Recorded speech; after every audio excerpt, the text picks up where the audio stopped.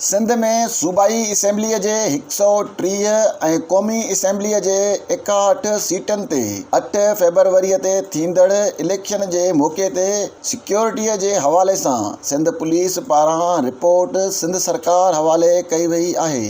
सूबे जे 19,004 पोलिंग स्टेशननि मां 6,457 पोलिंगनि खे इंतिहाई हसास जॾहिं त 6,593 पोलिंग स्टेशन्स खे हसास ऐं 5,954 पोलिंग स्टेशननि खे नॉर्मल करार ॾिनो वियो आहे।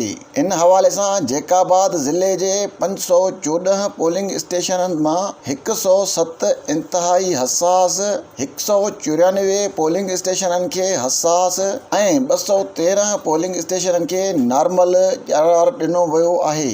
कशमोर ज़िले जे 405 पोलिंग स्टेशननि मां 115 इंतिहाई हसास, 100 हसास ऐं 190 पोलिंग स्टेशनूं नॉर्मल आहिनि। रिपोर्ट मूजिबि शिकारपुर जे 486 पोलिंग स्टेशननि मां 75 इंतिहाई हसास, 194 पोलिंग स्टेशननि खे हसास ऐं 287 पोलिंग स्टेशन नॉर्मल करार ॾिना विया आहिनि। लाड़काणे में 735 पोलिंग स्टेशननि मां 200 इंतिहाई हसास, 100 पोलिंग स्टेशन हसास ऐं 435 नॉर्मल आहिनि। कंबर जे 598 पोलिंग स्टेशननि मां 142 इंतिहाई हसास, 170 हसास ऐं 286 नॉर्मल आहिनि। घोटकी ज़िले में 728 पोलिंग स्टेशननि मां 150 इंतिहाई हसास, 288 हसास ऐं 290 पोलिंग स्टेशन नॉर्मल आहिनि।